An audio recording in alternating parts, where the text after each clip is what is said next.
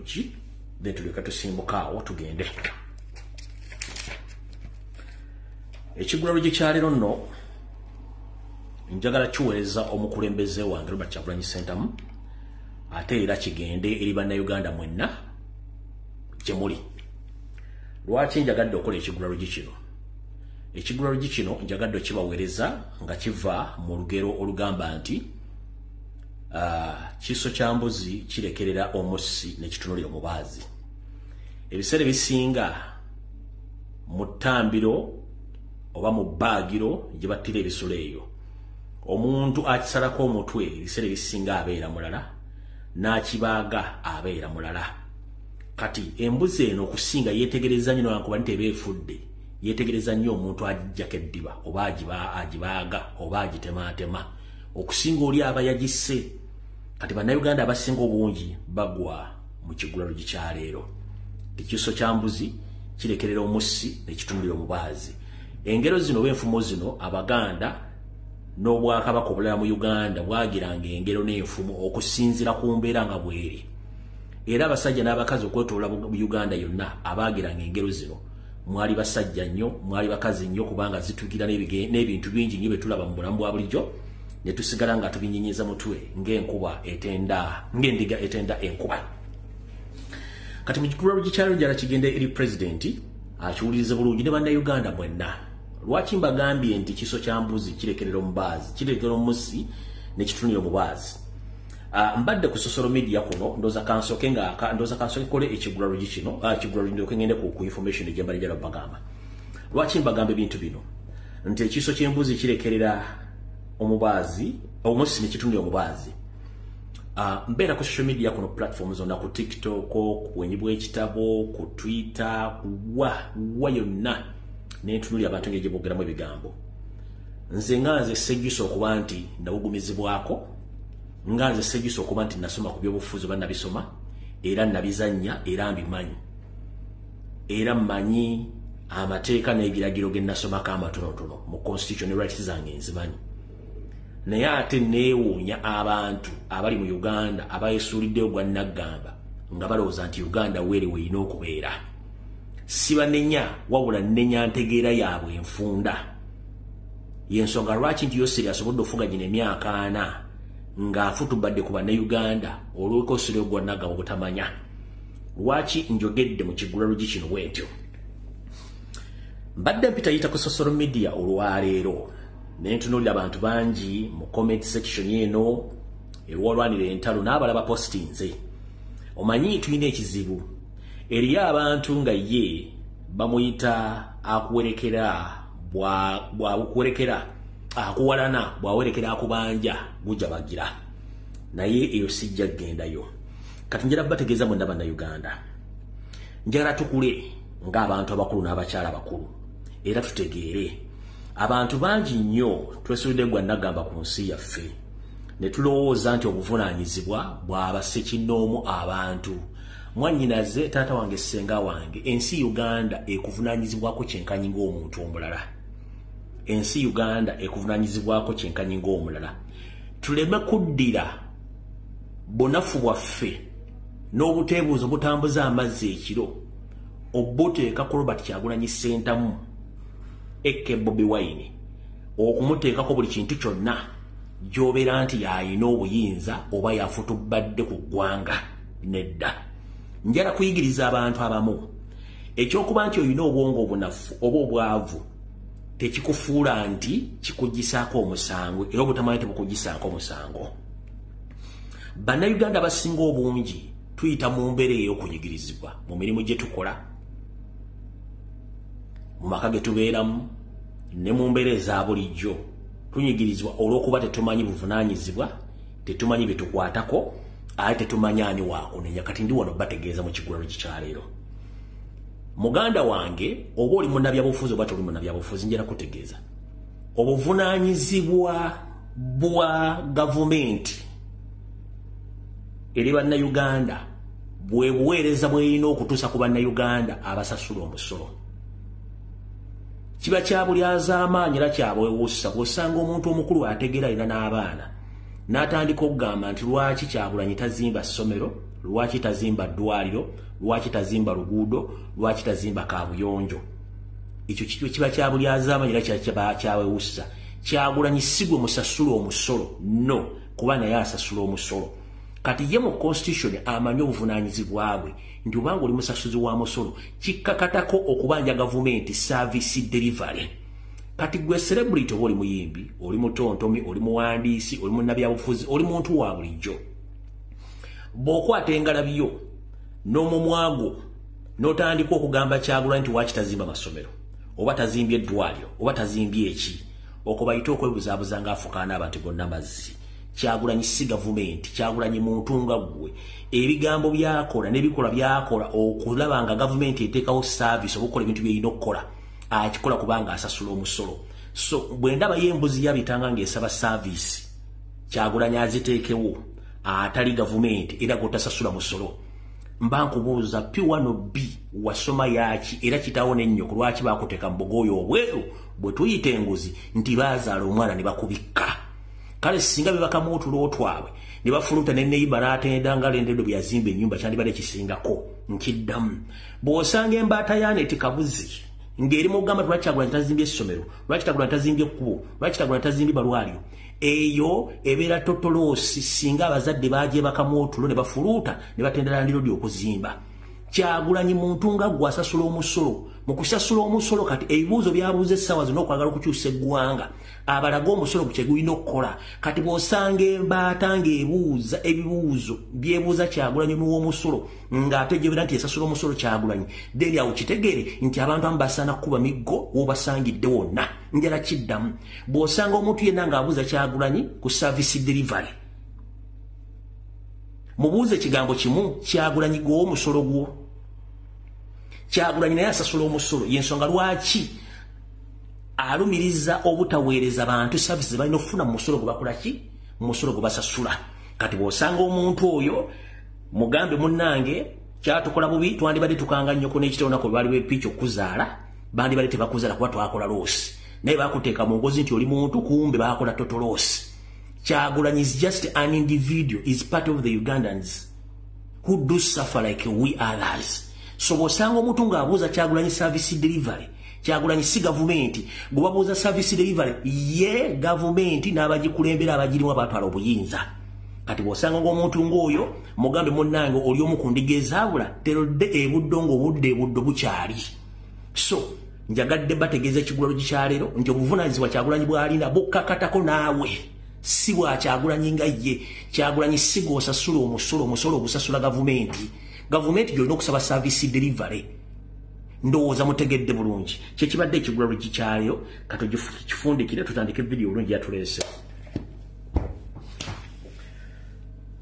Mbalamusizzaako mulundi ogwokubiri ennaku z'omwezi ziri ennaku z'omwezi 31 ezaakonka ku mwezi ogw'olubereberye omwaka 2024. Mujje baleko bakomredi mwenna abakola live social media platforms zonna. Ku Facebook oba ku bwenyi bw'ekitabo mbaagala nnyo, ku TikTok mbaagala nnyo, ababeera ku Twitter mbaagala nnyo, ababeera mu comment section abapostinga namwe mbaagala nnyo. Nga ntandika akatambi ka leero okusookera ddala, buli muntu yenna wali muna Uganda, nze ndi musanyufu nnyo ku kyendaba nti twatandika omulimu gw'okukunga bannayuganda okuvaayo okweyogerera ku nsonga z'eggwanga lyabwe. Kitandise otuwa amagoba era y'ensonga lwaki sikyali nnyo ku pressure ejja kukola live nakubategeeza, kubanga abaana ekituufu balina waaka, abaana balizoninga abantu. Ekyo kye nali nfa nti buli muntu vaayo oyogere.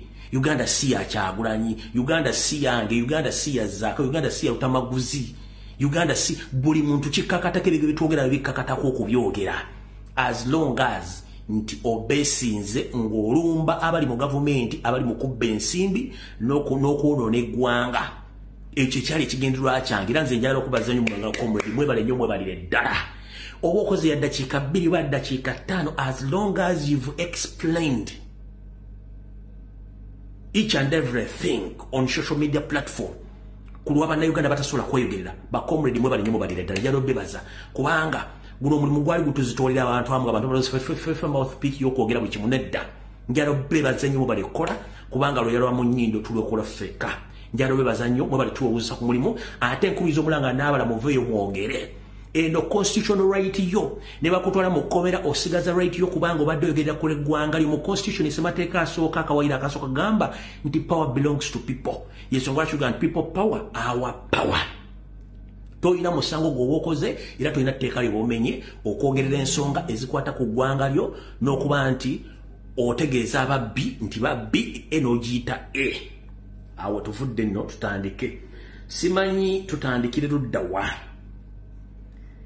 kyesimanyi tutandikire ludda wa ndowooza katutandikire ku diversions njala bategeeza muna bannayuganda nziza ku social media nga mbategeeza ebigambo bingi nnyo ebibadde tebimanyikiddwa naye nga byawandiika bazungu babiwandiika ne bibeerayo nimbikolako okunoonyereza ne bimasomesa ne mbitegeera nabasomesa ekigambo ky'okukyusa amawuliro gajja okubajja ku kintu kino bateeka ku kintu kibayita diversions ne mbasomesa stunts bwe ziri buli kintu mukitegedde tulina ensonga nkulu nnyo ezibadde mu ggwanga wadde documentary president bagezaako nnyo gikuba nga bakozesa stunts ne diversions kubanga yatuse mu ggwanga bandi bagiraba Museveni atuuka n'okulagira abasajja banoonye batandika okunoonya Vigemun banoonye ne omusajja mukulu Shaolin Khan okuba nti babanoonya lwaki bavunudde vidiyo eyo kati wootegerera nti abasajja bano buli kimu bakitya omuntu gwe bayita interpreter oba akyusa ebigambo abantu okubyongera babitegeere bulungi nnyo n'otuuka omunoonya nti omubuuze lwaki wakyusizza vidiyo eyo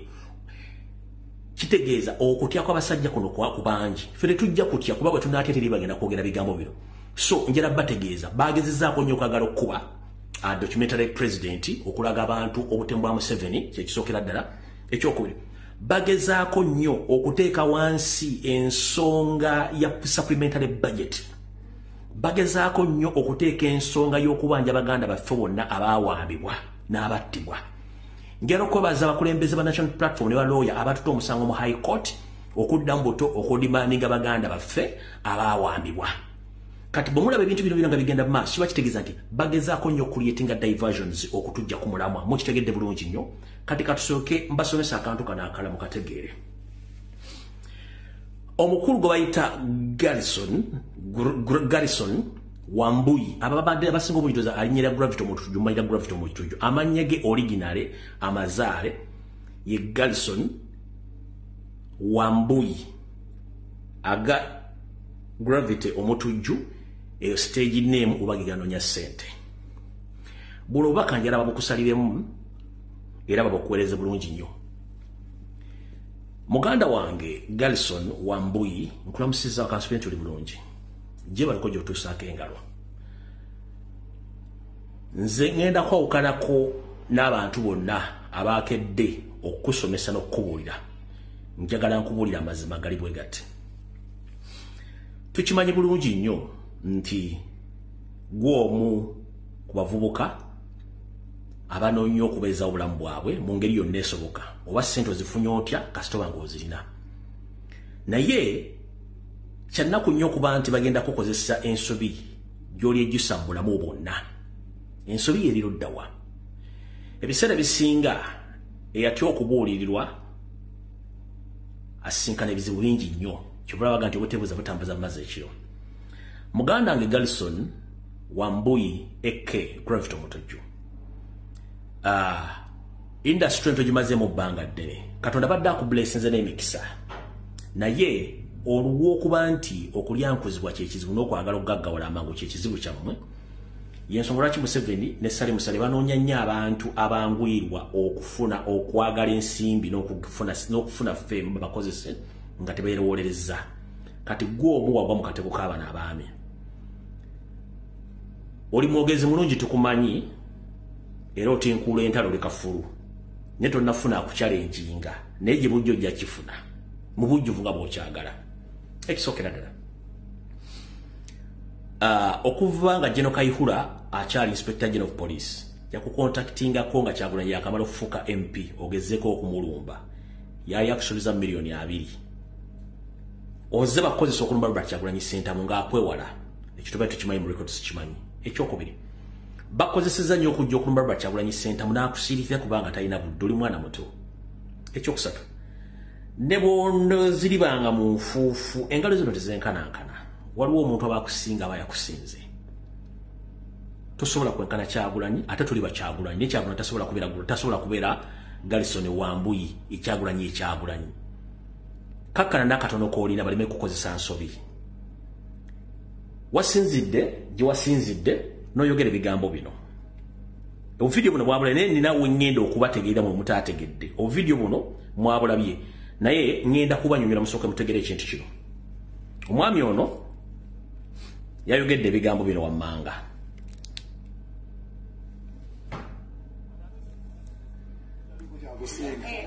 kabaddize musooka mukawuli yayogedde bw'ati naye mu kusooka kuno nabagamba nti Yoseri Tibahabulwa akozesa nnyo mainstream media ne ba journalist okubuuza ebibuuzo ebichallenging Robert Kyagulanyi Center mukati bwasanga abantu nga already wanugwe likiro Robert Kyagulanyi Center wajja kuddamu nga bwayagala kati ne bannamawulire n'ekizibu kya Uganda yayogedde bw'ati kati ate zino olwaki mbasizeewo lezitaliko kyakusinga abaali bagamba kino temuzifuna bazikolemu ebiralo nsabaabo bakaki ebirala ki bagamba zimbemu kiruddu si nzimbe muzimbe kiruddu endala waliwo n'endala waliwo neyeekawempe ezo zimala owaayi lwaki bwe muzimba amalwaliro mubanga abaagaliza abantu olwala temulina gazimba mulina okuba n'okukkiriza nti abantu tebalina kulwala tegere se ne bazituwe tuzirye tuzigulemu amamotoka tunyumirwe oba wakanyiza ebigambo bya principal yani Bobi Wine yagamba mbazimbemu ekiruddu Bobi Wine mugagga lwaki yetakwata kuzize n'azimbirayo abantu musajja mugagga nnyo akwate kuzize azimbireyo abantu kiruddu ewaabwe ekyaddondo atuzimbireyo akalwaliro naye kaba katini alyoka ajja agambe naffe batuzimbe kiruddu asooka azimbeyo akalwaliro nga katinitini ewaabwe negomba yennyini azimbeyo gye bamuzaala nga tumaliza walina concert abayimbi abanene ne batakubeerera ne tula ne Fik Fameka teri muyimbi munene yamubeereddeyo munene ate kati lwaki nze neebeererawo ye nange saabaddeyo so nabadde busy.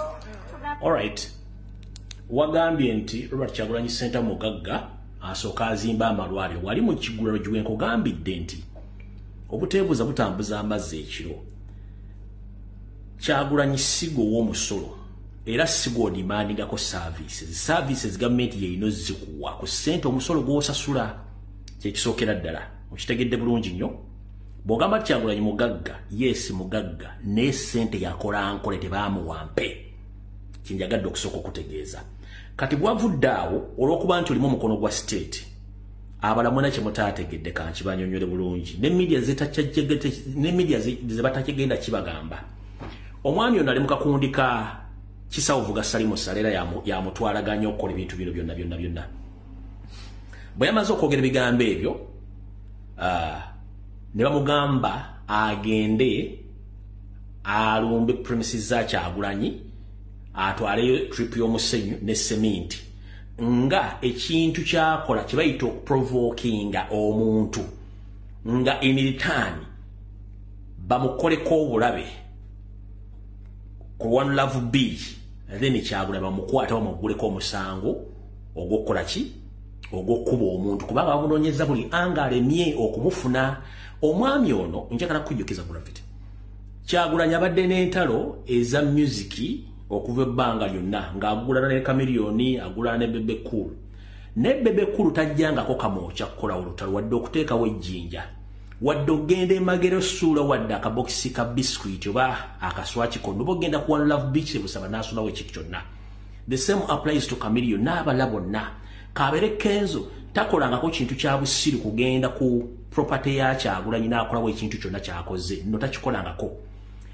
kati golwoko bakukozesa ensobi gye bakukozeseza kanji kubuulire era ne TV ne radio bali tebannakyogerako go bakusindika ogende ku kifo ky'omuntu bakoleke oteekawo ebintu bakoleke fujjo go bakufuule akanyewa kabagenda okukwatirako Kyagulanyi kubanga bakusindise gw'okole fujjo then waveeyo bakoleke fujjo wa Kyagulanyi bakwate Kyagulanyi eyo move gye bakutumye okukola nkyamu omwami bwe yamaze okwogera ebigambo bino yasindikiddwa n'aweebwa ssente n'akamotoka n'agenda ku property ya Kyagulanyi n'akolawo bino wammanga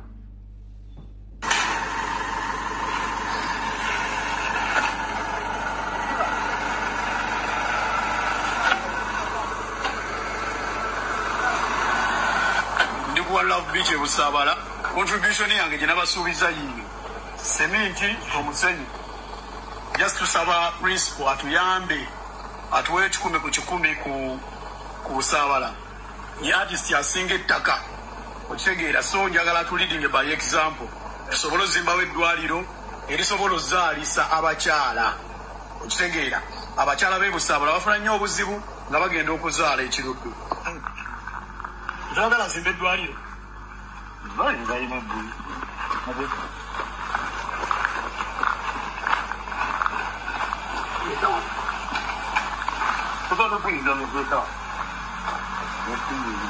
ngenda nzimba ddwaliro yaman so principal yencontributing obutawa seminti 2 n'omusenyu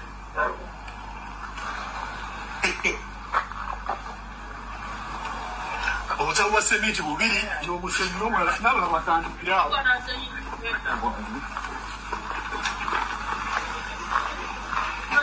tulina ozimba eggwanga Uganda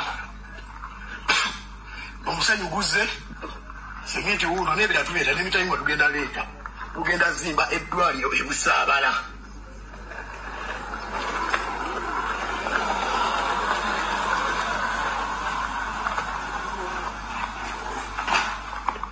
ale omusenyu kyafuna genzi okujjawo tegera oguyingize principal okumukwasi ngezo zangu munoonya ku ssimu simufunye leka nibyo mbirese tuzimbe eddwaliro yama just bedaga 10 ku 10 yama alufanye fulengeri gy'okuyingiza kale kati mukulu Garrison Wambuyi ekyo kyokoze Salimu Sale yakutumye okole kye bayita provocation kubanga state ebaddewo already ng'erina kyerindidde ne media yinza okuba ng'ebaddewo somehow nga balinda reaction naye olw'okuba nti mmwe mulowooza nti buli kimu kigenda kubeera ky'amaanyi era nga mwagala kukwata Kyagulanyi buli mu ngeri yonna esoboka ekyo kikyamu mukulu ekisookera ddala ekyo kikolwa ky'okoze bakiyita trespass ogw'omusango gwa naggomola wano mu Bulaaya oba mu America oba Bungereza oba Canada noyita ku property y'omuzungu yenna gyenna nga talina akubirawo ekyasi era ne mu kkooti omulambo teguwooza na muntu ngwa trespassing. That is a criminal trespass. Era omuzungu anakuba ekyasi nga talina gwe yeebuzizaako ne kkooti n'omulambo neegusira. That is a criminal trespass. Ekyokubiri kyokoze ekyo bakiyita provocation of the highest order. One, omulamuzi ajja kubuuza Kyagulanyi yalanzeeko wantu wonna nti agenda kuzimba eddwaliro Busabala nti oba yeetaga contribution? No. After already video esoose wayogedde ebigambo by'atannakutumako. Omanyi bannayuganda njala tubeeremu amagezi. Gravity olina fame, yes, tukkiriza. Nze nagga sigenda kuvuma, ngenda kusomesa ne bakaba bakusindise bategeere omuntu gwe bakozesa nti singa ofuna obuzibu amateeka tegagenda kweyimira kati kino nkikubuulira kyali wange. Obadde okoze ensobi era osanze Kyagulanyi wano mu diaspora omuzungu akuba ekyasi ne bagenda mu kooti ne family yamwe neesasula omuzungu eyakubye essasi ku criminal trespass. That is a private property.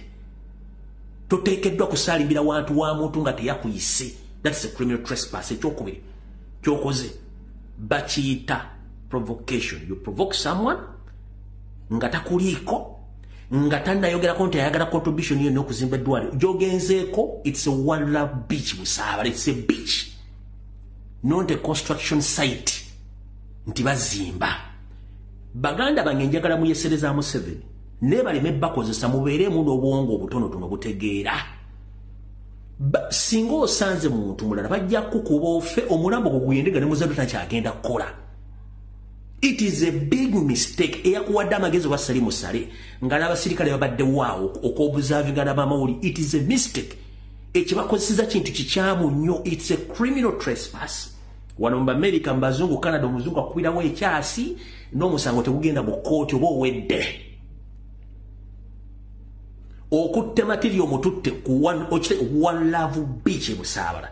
Kyagulanyi tannayisa statement yonna nti ayagala contribution nti agenda kuzimba ekintu kyonna. No, it's a One Love Beach. Gwogenze olese matiriyo ku property ye omutaddewo video weziri musokokozesa nga state nakutuma kukola bintu bino.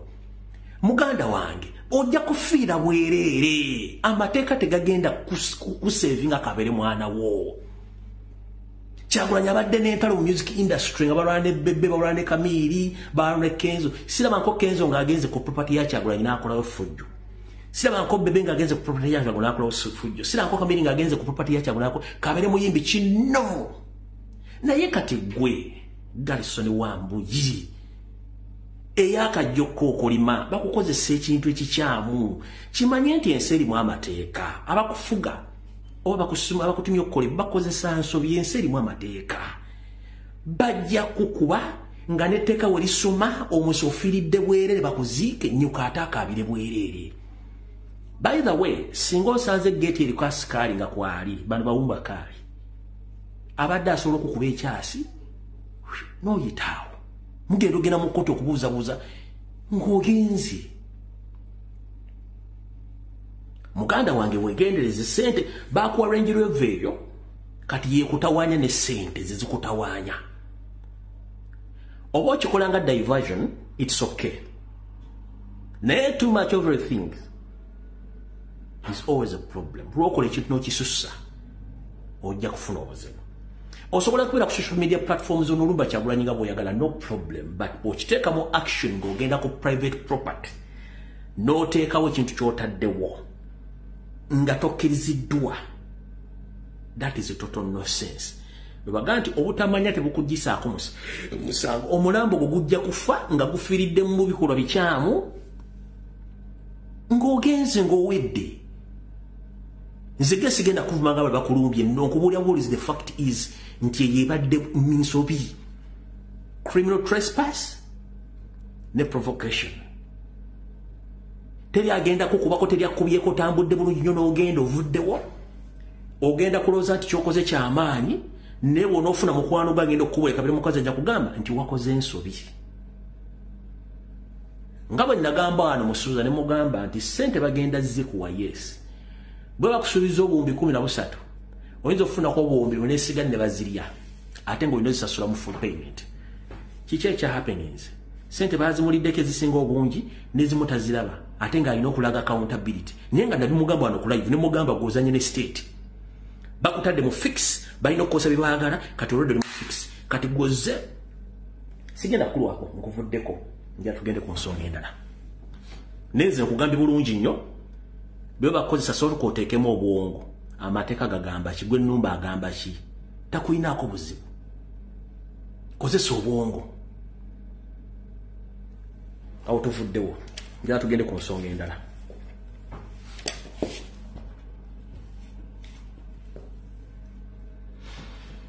Ndowooza katutandike ne baganda baffe mwenna. Njala tegeeza mwenda baganda baffe abali mu diaspora naddala mu nsi z'Abawarabu n'abali mu Asian countries abali stranded.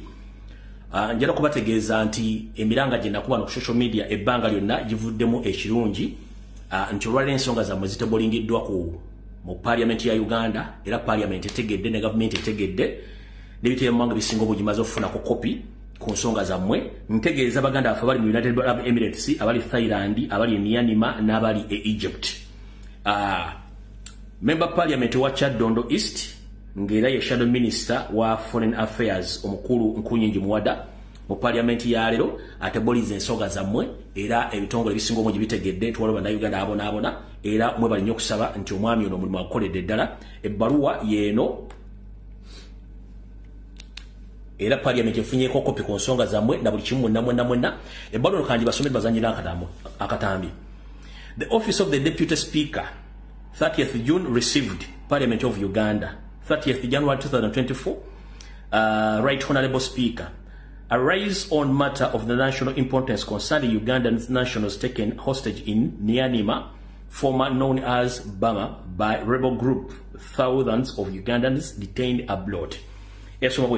Ensonga eno ereeteddwa olwaleero ya mugaso nnyo ng'era ekwata ku bannayuganda bonna abaatwalibwa mu buwambe mu nsi ya Myanmar edda eyamanyibwa nga Burma, ng'era ababatwala mu ngeri y'olukuusikuusi be bayeekera era nga bali mbungi bu 10 abali mu nsi ezo nga bali stranded mu nsi eya Burma. I have credible information and correspondence from victims that hundreds of Ugandan nationals estimated to be 450 are being held as hostages in Yanimba by alleged rebel groups for months now. Most of the victims have traveled for work, tourism, education, and under unclear circumstances. Many narrate that they had been promised work in countries like UAE, Thailand, but later diverted. Many Ugandan nationals, hundreds, are being detained in Egypt. And they have been denied exit, and some have been fined above $500 each on the migration cases and denied exit. Abagambye nti bana Uganda abasinga obungi abala bali mu gwanga erya Misiri nga bamiddwa okufuluma eggwanga eryo nga gavumenti y'abampemba abaawo ebagambye nti balina okusasula $500 basasule ekitongole ekiyingiza n'okufulumya abantu mu ggwanga eryo balyoke bafulume $5. Tugenze mu maaso. We continue to hear challenges, detentions and prosecution of Ugandan nationals abroad, mostly in the Middle East. Agambye tweyongera mu maaso okufuna ebintu ebisomooza ku nsonga z'Abannayuganda abaggaliddwa mu bifo ebyenjawulo mu okusinziira ddala mu nsi z'Abawalabu. Tugenze mu maaso. N'agamba nti oba nayagira mu maaso n'agamba the government and the Minister of Foreign Affairs should brief the Parliament on the number of Ugandans taken hostage by the rebels in Myanmar, initiate diplomatic measures of rescuing them, including the 450 Ugandans.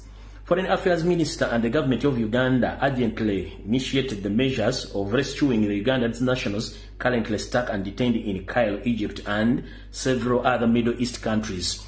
Byonna abikoze n'obikolako abadde minisita w'ekisiikirize w'ensonga z'ebweru n'amawanga amala omukulu Nkunyingi Muwada. Kano ke katambi kuba tudduka bulungi nnyo. Based on a matter of national importance regarding the 450 Uganda nationals who are currently held as hostages in Myanmar, popularly known as Burma. I've received the correspondences, of course, as a shadow minister, because the right Minister of Foreign Affairs is regularly absent. But I've received the correspondences from a number of victims suggesting that about 450 Ugandans are being held as hostages in Myanmar by rebel groups.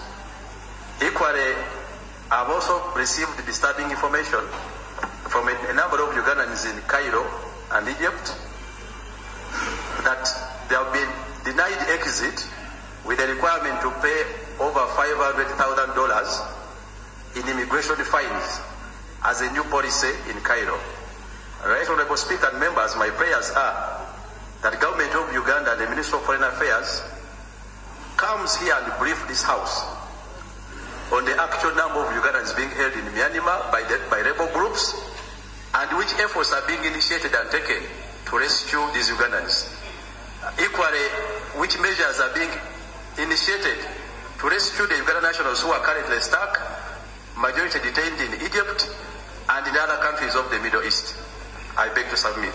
Thank you. Honourable Minister, come on Tuesday next week with a statement regarding this matter. It's a very, very critical matter which needs urgency. So Tuesday next week. Yes, Honourable Timuga. Thank you, Mr. Speaker. Ndowooza mulaba omugaso gwa social media n'okufulumya information n'ogisaasaanya ebiseera ebisinga tufunamu kiki ekyokuyiga. Alright. Nga tuvudde ku nsonga ezo mwe bali kuba mulanga ng'obufu tugukoze. Njala kwebaza nnyo abakulembeze b'ekibiina kya National Platform ne Secretariat ne balawyer ne leader of opposition mukulu Joel Ssenyonyi olw'okuba nti omulanga gw'okuwamba n'okununula bannaffe tekunnakoma nga olunaku lwajjo bagenze mu High Court ne bateekayo okuwaaba kwabwe nga baagala gavumenti mu bunnambiro erage abantu baabwe. Kati zino diversion stats zemulaba ku social media zonna zigezaako kubika documentary na ebintu bye twateeka eby'okubanja abantu baffe era njala kuddamu bajjukiza ensonga zino then tulyoke tusimbule bulungi nnyo. Myaka gyolekera okuwera ebiri ng'emboozi ya John Bosco Kibalama ensejja egibikkirako ettaka. Kibalama yawambibwa nga 3 June 2019 nga waakayita ebbanga ttono ng'alangiridde nti waakwesimbawo ku kifo ky'omubaka wa Busiro North. Lwe twasembayo okutuuka ku kyalo Bukondo gy'azaalwa, ebigambo ebyali byogerwa ku kubulawo kwe bingi byali bimuniikiriza. Wakati mu kubeera ng'anyinyiitidde okubeera mu bantu n'atandika okufuna amasimu agamutiisatiisa nga bamugamba ave mu byobufuzi. Najja n'angamba ankubidde essimu simutegedde, naye baŋŋambye siddamu kujja mu Busiro North. Nsisinkanye mukyala wa Kibalama Masina Tukunda okutegeera ekigenda mu maaso. Obulamu bw'ossi bwe buli awo. Tetugenda kulwayo nnyo, twagala kutegeeza Nabbanja. But we are fortunate that Kibalama was traced. He was arrested recently in October in a place called Kakiri, and he is one of those that is claimed to have killed police officers in Kiboga, Wakiso and other places. Zamutegedde bulungi. Kati bannaffe bagenze mu High Court ne batwalayo musango nga bavudde ku byawangale ne ba Parliament zino nsonga bwe zabadde. Human rights came out saying that our people don't exist, that the people that they had were released. And my husband was among the people that were saying that they don't exist or they traveled abroad. This is the passport of my husband and this is the national ID. I think he's a Ugandan. There's no way this can exist when you're not there. So this proves that Kibalama Bosco is a human being and he's there. So he was taken on demanding my husband for him to come and take responsibility that he has. Though we are here at court, they are putting our case. We are waiting for April to hear what they will tell us, and we pray and ask the government, please, at least give us a good report out of this. What politics are saying. All right, musango atekeddwe mu High Court okubanga bigenda maaso. Kati waliwo nsonga gye muwadde abazadde mwenna before nga sinagenda maaso. Njala tegeeza abazadde mwenna muzzaayo abaana mu masomero nenna mansi gyambagamba ne mwebuzaabuza mugenderere nnyo abaana bammwe bali ku masomero g'ebisulo. Museveni ali kuluutinza abantu bangi ba agenti, ba headmasters, ba headmaster ne ba headmistresses kati bafuuse ba state agents. Era nga buli ttaamu lwewumula bagenda ekyankwanza okubabbula ebifinga biki balina okukola. Mujja fiira abaana bammwe mpola mpola mu ngeri tetegerekeka nga bikolebwa state olw'okuba nti abasomesa ba headmasters abasinga obungi bali kuluutingiddwa. Buli wabayo okuwummula bagenda ekyankwanzi ne babuulira biki ebyokukola abaana bammwe n'engeri gye balina okubasomesaamu na biki byonna dozamubala bayo bonna ba headmaster na ba headmistresses okwetoola eggwanga lyonna.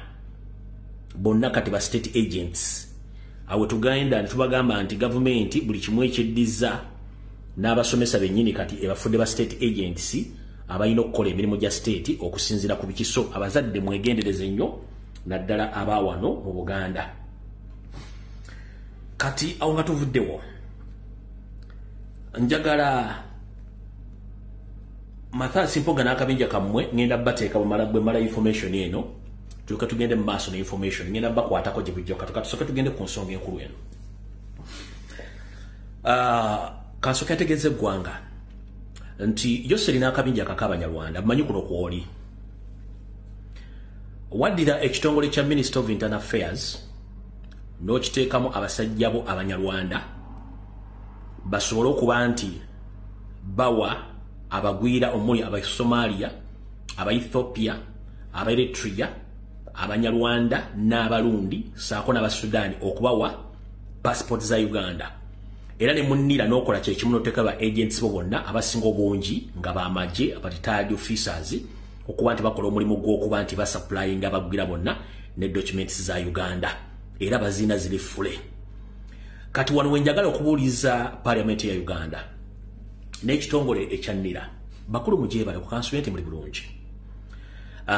Parliament yasirika bwe twagibuuza lwaki bannayuganda bonna ebibogerako ebiraga nti bannayuganda bigwako oluvannyuma lw'emyaka 10 parliament eyenyanyangako era siwulirangawo memba parliament ataddeyo kwebuuza ku parliament lwaki obutuuzi bw'abannayuganda buggwako tebakikolanga wabula bwe twogerera Museveni amaze nga bana bagenda already amaze okusupplyinga endagamuntu ne passport ezisukka mu miliyoni 4 eri abasajja amawanga genjogeddeko ng'era bano bali eligible okulonda mu kalulu akaddako.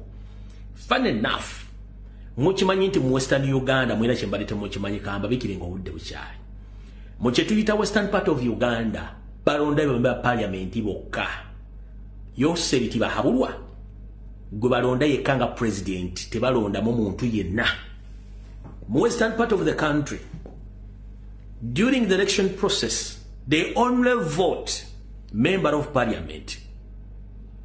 Museveni is voted 100% without anyone challenging him. Nchidam maserengeta ga Uganda balonde ba MP bokka Museveni abera no positive bamulonda tubamukuba ko kalulu ngawe yakola system yenti ye mukatundu akakatono we wali ye wali ba parliament abasinga obunja basinga ekitundu kyonna kya Uganda kati we batu ne betugenda mu kalulu Museveni mu western side of the country tubamukuba ko kalulu era yitawo ng'olu wona nga webuze bonna babutikinga nga bwa Museveni tebalonda yo muntu yenna ekyo mbadde temukimanyi mu kitegeero lwalero kati bwe tuvaawo already nanga muntu zino baziba wadde naye sinawulirayo ku parliament oba minister yenna alese discussion oba okwemulugunya oba complaint yonna mu parliament ng'abuuza yes endagamuntu kale first phase zaweddeko emyaka 10 phase endala endagamuntu zino zigenda kubeera officially open nga teziriko expiry date oba no teri member parliament wadde yatadde submission kubuuza tugenda kusigala mu senga vanga vuddemu ng'era emyaka 10 butuuze bugwako oba sinnawulya omuntu yenna munda byabufuzi abuuza kigambo kino kubanga bandi badde basooka ne babuuza nti abaaye ffenna bannayuganda endagamuntu zaffe obutuuze baffe bukoma emyaka 10 nti yes naye ffenna tuli bannayuganda tetuteekedda kubanga obutuuze baffe buliko ekkomo nti ye naye endagamuntu zaweddeko bagenda kuteekawo empya nti ye naye z'empya zigenda kubeerako ekkomo bazigenda sigala nga nzigule tewali yakyogeddeko buli omu asirise kati twali tuli awo nga zireese abasajja bannira ne boogera ebigambo bingi nnyo era ebbaluwa nagifunyeko kopi baagi basomedde dda naye njagala nomayinza nna bwe nsoma ebbaluwa zange zino abala gye musasobola ziraba bagamba bwe bati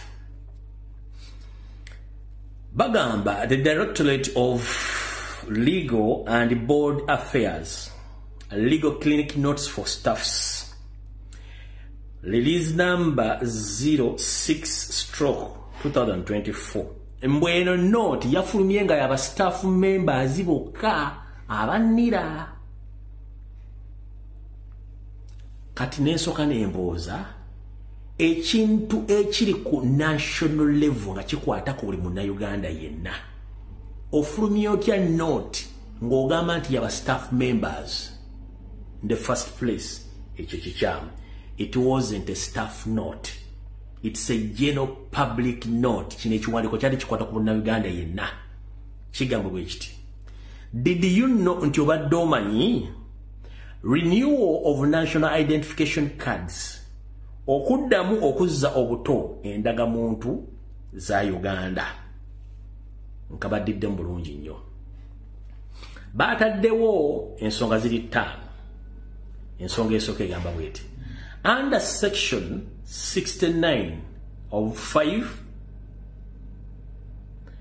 registration of the Persons Act 2015 upon expiry of the national identification card neither on the application for the holder new identification card bakugambye nga basinziira mu kawaayiro nkaaga mwenda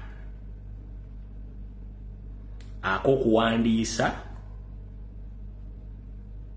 abantu ak'omwaka 2015 kanaatera okuggwako ak'endagamuntu z'abantu n'olwekyo ekitongole kiwandiisa endagamuntu ekya NIRA kitegeeza nti bagenda kuddamu okuzza obuto endagamuntu z'abantu.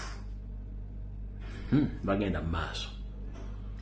A holder of expiring national identification is required to apply for renewal to NIRA in form of 9 at least 2 months before the expiry of the card. Regulations 23, regulations of the persons, regulations S1/67 of 2015 bakugamba. Omuntu yenna nga endagamuntu yegenda kuggwako yeetaaga okudda mu buto okujjuza afune endagamuntu ye empya. Naye nga alina kikola ng'ebulayo emyezi 2 gy'alina nga tennaggwako okusinziira mu buwaayiro buno baatadde wansi wembasomedde. Kati wano kansooka ensimbi wakati mukulu akola ekitongole ekya NIRA ne Minister of Internal Affairs. Bwe tugamba nti omuntu mutuuze wa Uganda yazaalibwa Uganda munnansi, ate kijja kitya nti mumugamba alina okuwandiisa ng'endagamuntu etennaggwako emyezi 2 nga gibulako okuggwako. Kitegeeza nti munnayuganda okufuna obutuuze obujja alina okufuba okulaba nti kaadi eteggwa obutuuze bwe tebuggwako myezi 2 okuddamu renewing. Kati wali okusoomooza oba wali okulina okukombesa wano. Omuntu wabeera munnansi ng'era nzwala ya munnayuganda, tewali kawaayiro konna mu constitution kamulaga nti adduke mangu nnyo registering ng'obudde tebunnaggwako. Bwe buggwako olwo akwate ennyonyi afulume eggwanga oba obudde buweddeko oba yebbike mu ttaka abulire mwafu aba ensaagi vimwe aleme kuddamu kufuuka munnayuganda. Nze mbuuza wakuli ekitongole kya NIRA. Yes. Munnayuganda kawaayiro ki mu ssemateeka akamukaka okuba nti ateekeddwa kuyitwako ennaku eza kaadi ye nga ziweddeko okuddamu okwewandiisa. Bwe ziggwako nga tasobodde kufuna budde obwo oba nga tasobodde kusanga budde obwo, akwate ensawo yafuluma eggwanga afuuke munnansi mulala oba yebbike mu ttaka, yebbwe mu ttaka abulye mu ttaka nti ye bunnayuganda bumuweddeko.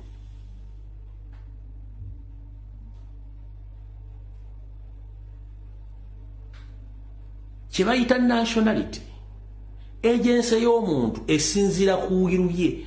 Obwetaavu bw'omuntu ogenda okulinwalinga kaadi ekisinziira ku bwetaavu bwa kaadi bw'ajagaza. Waddembo okubeera nga talina national identification nga tajagala nga terina mugaso, kuba abantu bangi batalina ndagamuntu we bali baafa tebafa kubanga tezirina mugaso, egenda kuggwako. So kati njala kubabuuza mu bakuli ekitongole kya national NIRA, singa obudde busanga munnayuganda kati ali mu diaspora ali Kenya ali Nairobi, kala ile mukwadde mu Uganda tasobola ku registering niba ni namba nyingi gye abantu abali registering obudde omugwa akwate ensawo yafuluma afuke mu Kenya oba abuke mu banga yebekiga buli mu ttaka obwa Uganda muveka buli mu ttaka abewa.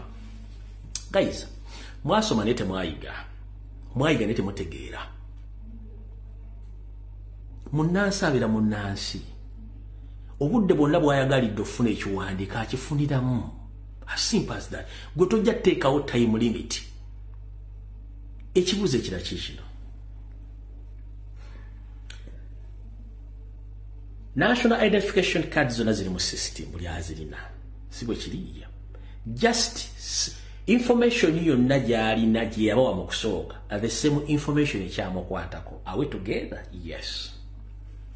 The only difference nti kaadi ye mwamwa ebaddeko ennaku z'omwezi nga ziggwako obutuuze nga buggwako. Lwaki mwagala gye yeewandiise? Era we yeewandiisa mugenda muwa national identification number empya ng'eyawukana n'enkadde gy'abadde gye muyita nini number. I'm just asking for my neighbor.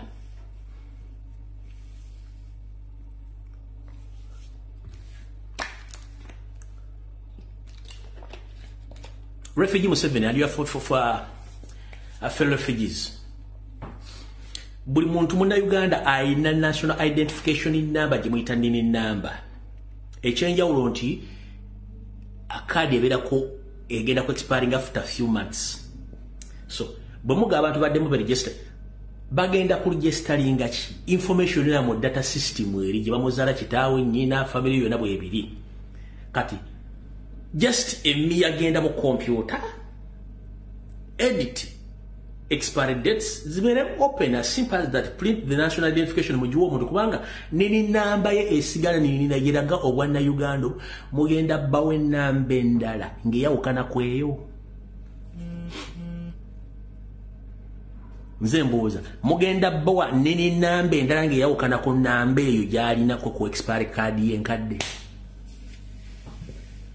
Mbuuliza mukwano gwange baneiba wange nono ali ku simu wano ze mbabuuza. Munsi ezaakulaakulana, the moment you get the national identification number oba gye bayita social security number ebeera yo mpaka lwe bakuziika tekyuka tekwatibwako. Kati mweyamwe gye mugamba tubadde registering mugenda kukyusa nini number it's just a matter of going mu computer mugende wali option expire mugijjewo muteeka kagambo open, that is it. Muteeke olunaku lwagifunye wali ku expiry date ebere open, that is it. As simple as temwetaaga na kufuna series bamu supplementaries maybe that is nonsense, total nonsense. Nze mbuuza bakulu mpozi bano mbagala nnyo kamaro bazaayi wano bano tebalina kye basobola kukolera ggwanga bano abo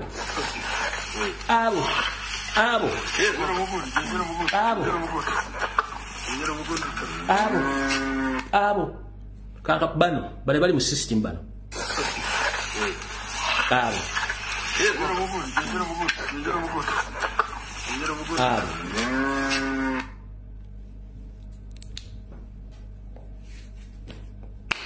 kawo mentality bali mu system. Omuntu bwafuna enamba, it's a national identification number, tekyuka lubeerera.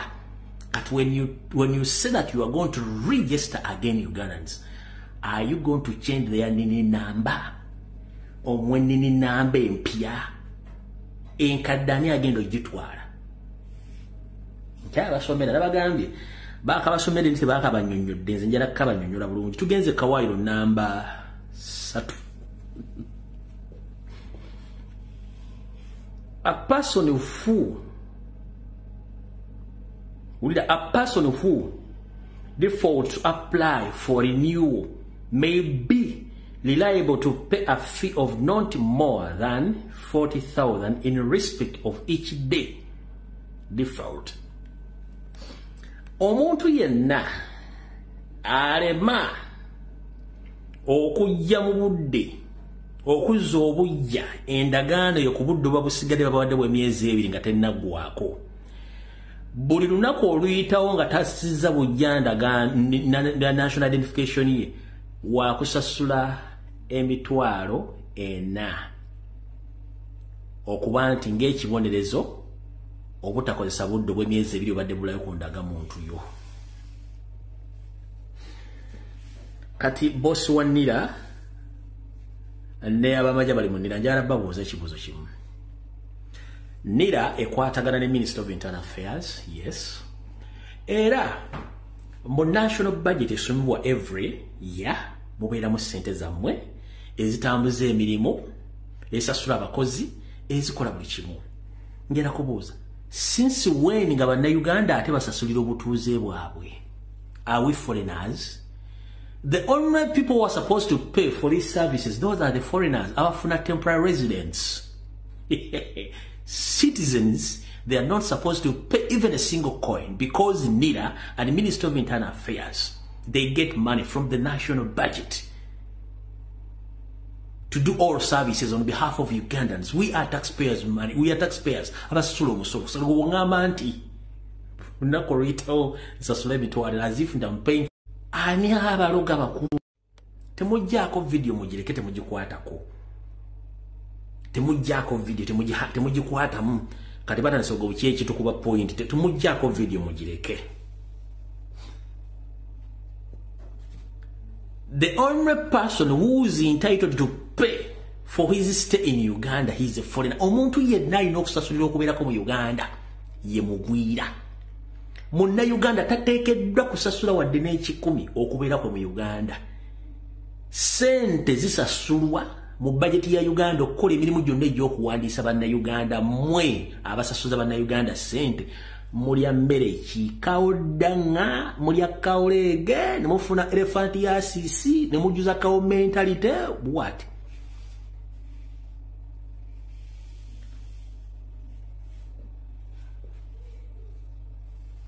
Tugenda mpola. Video bagitoga mujja gisangayo ngeri bulungi. Tutaga tujja balizo ninga nga tetubawe modde tetubavumye tetubakuteeko just mule buulizinge owulira akasajja ku mutima akakutokote kyekikubye point neyi ekisajja bino bisajja byatubire nga tukukuba point mbagamba itubula mu Uganda bidda mu luzungu by'abantu babitegeere teri munna Uganda ateekeddwa kusasulira butuuze bwe mu Uganda tekisoboka. Omuntu asasulira obutuuze bwe buli lunaku olukya ye mugwira. Mbuza Museveni akulira nira na akulira internal affairs. Do you consume cow dung on daily basis? What's going on in Uganda?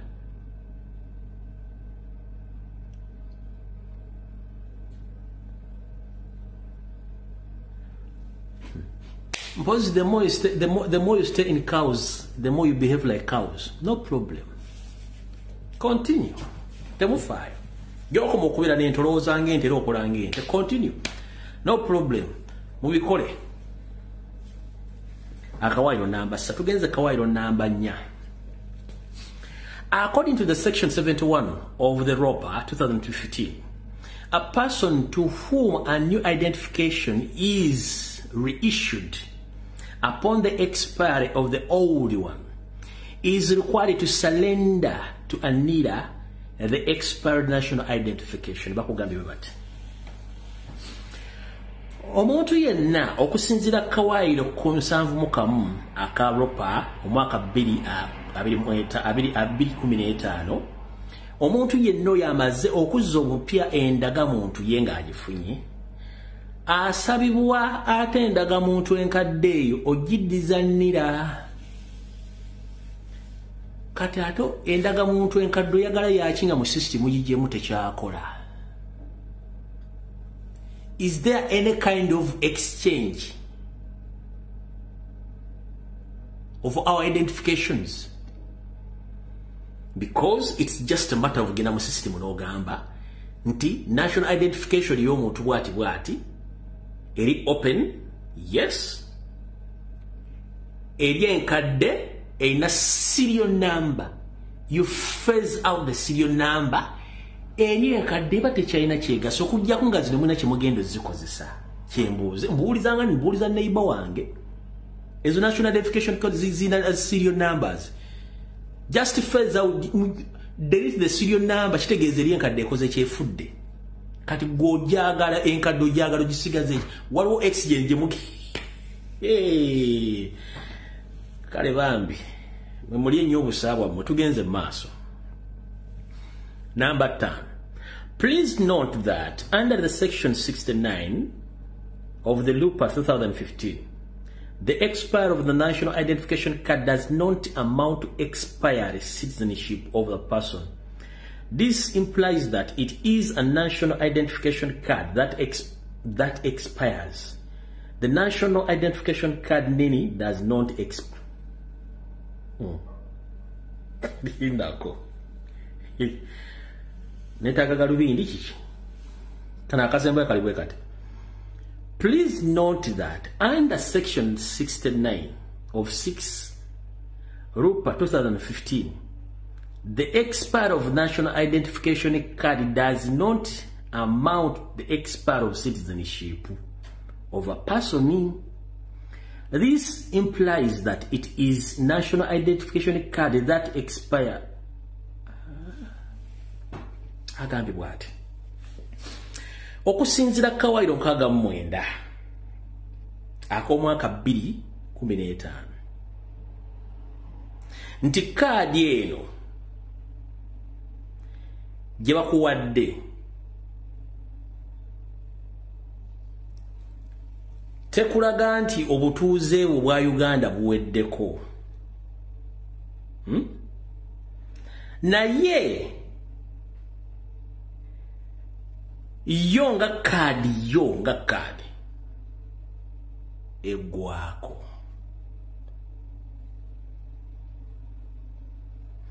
Era ne bagenda bagamba nti nini namba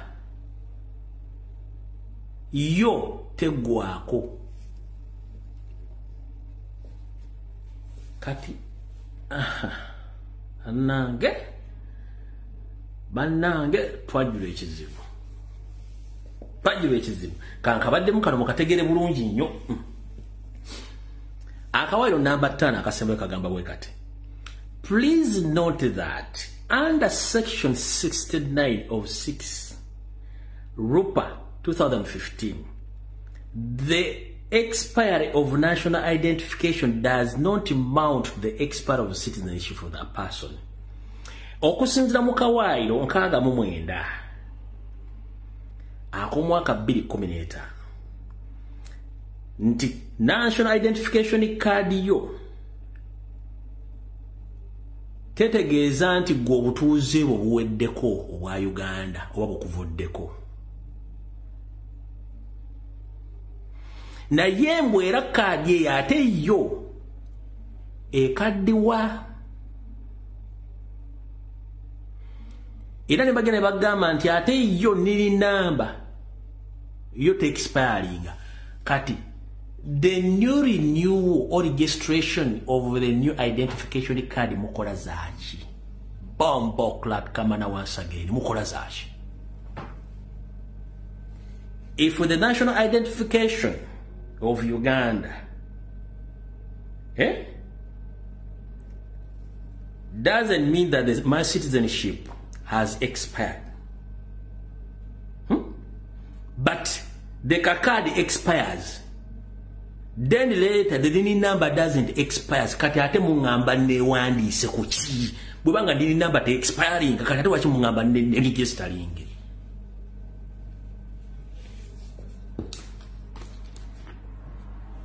Mwatu fula mbuzi za bitanga mutola ku muddo okulya tukumolo gulo nga tubwegede nga tutuzo obwenkulumo.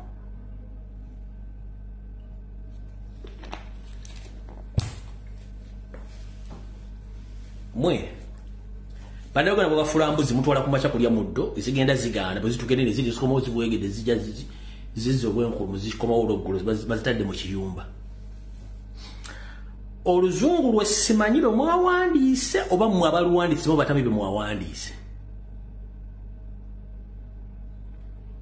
Wogamati nini namba tegwako. Yes tegwako. Ate era kadi yo yegwako. Naye ati nebwebe kadi eweddeko tekiri nti obutuuze obukuvuga kati registration renewal yaki. Kati basebo ne bannyabo abali mu NIRA ne Minister of Internal Affairs. Temutulwaza kamunguluze, temutulwaza birowooza abantu balina ebirowoozo already. School fees zizo, bedi master bakuba amasimu baagala sereza bunga, baagala bijanjalo school fees alinnye, pulesa azirinnye, sukali alinnye, alusa alinnye n'omunyo guli mu bigere abantu balina omunyo mu bigere guttuse. Ate mubazza mono kasasiro wammwe. Ekintu kiri kimu. Buli muntu alina national identification ye yewandiisa. Muntu muyita agende ku NIRA, musabe national identification mugize mu system mugende wali mu ekole edit mutekewa kagambo open as simple as that. Asigaze kadi ye, asigaze nini namba ye, as simple. Bwe teketaga nnyo simanyi kubira simanyi Bin Laden simanyi kubire Osama Bin Laden simanyi kubire Gaddafi akomo simanyi abanyonyo byokola no. It's just a matter of details zo muntu mu system mweziri.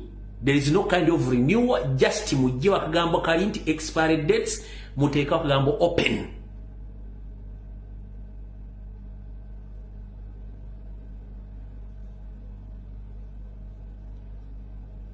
Ekigambo kyenjogedde kiri nkyogera mu Lujjamayiga nga lunyumira nnyo dduli naba kiyita come once again.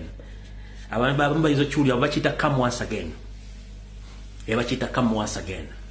So saagala mu kitwala musima ekigambo kyakuumula no kiri come once again. Bakuba nti Abajamayiga olulimi lwo lubeera ku speed onolanga omuntu ayogedde ekigambo ky'okusaasanya entu aki come once again. Kati mu mukiwulira mwagala nnyo ebyononese mukitegedde bulungi nnyo ya bakikiri come once again. Kali mukiwulira Abajamayiga abakyogera wano wenkyogera ngo musajja bano kiri come once again naye omujamaika yamanyi ngeri gyakikolamu kati mune kibanyumira mukitegedde bulungi nnyo so yeyo nnira yammwe nga bazivunanyizibwako be bano wano wammanga bebo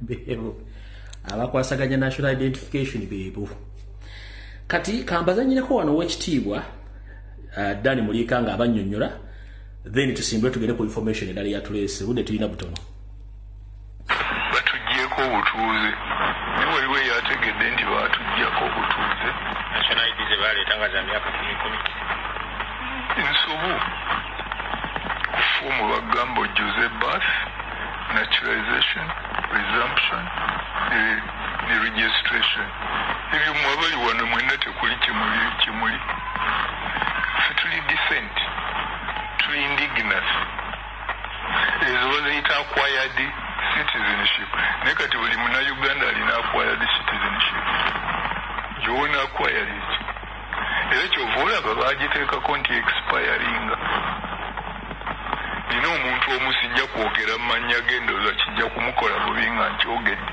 naye luli yalabika nga nziramu ng'alowooza nti ategeera nnyo kuba tuula mu paalimenti eyo ayinza n'okuba nga yaliwo NRM naye nimu bino mubiyisa mutya mu paalimenti ti lwaki obeera n'obeera ne expiring okuba omuganda oba omutesi oba omukyoli anti tobitegeera fikyazo zikyuka kyebava bayagala every 10 years oddeyo ofuna akagundi akalala nano nalowooza nti azzeemu kyamagezi nemugaa nti mu bigambo by'oluzungu yali expire teriyo renew tewayinzaga nti renew your pictures okulaga naye ne boona renewinga gwoli gwe baakuba mu luli era gwe yazaalibwa wano tokyukako ne passport wezibadde tubadde by descent akati nakyo passport baziggyewo bagende bakoze e-passport abantu abasinga ne bakujja ne bakulima tomanyi omulembe gugenze mu maaso tuligwe naye bakuggyeko obutuuze nga tomanyi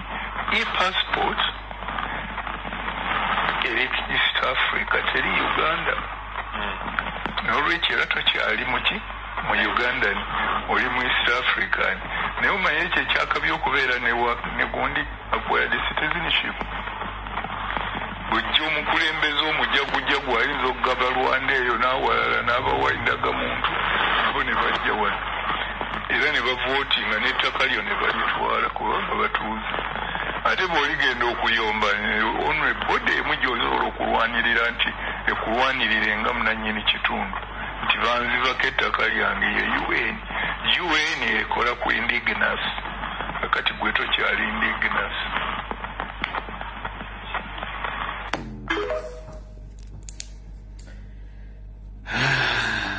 Uganda zabo nga sigwa omusima tetugenda kulwawaawo kati bano abasajja batambula bakola bizinensi buli wamu be ba Ethiopia bakola bizinensi buli wamu ekyo kyalo kyonna kabalagala bakola bizinensi buli wamu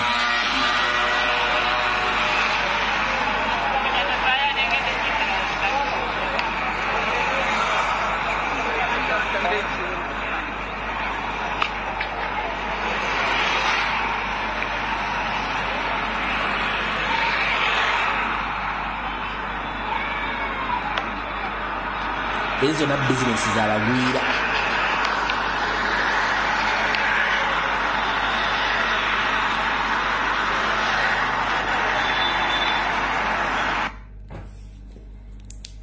kati katokeke eno wansi twogere ku nsonga endala. Alright.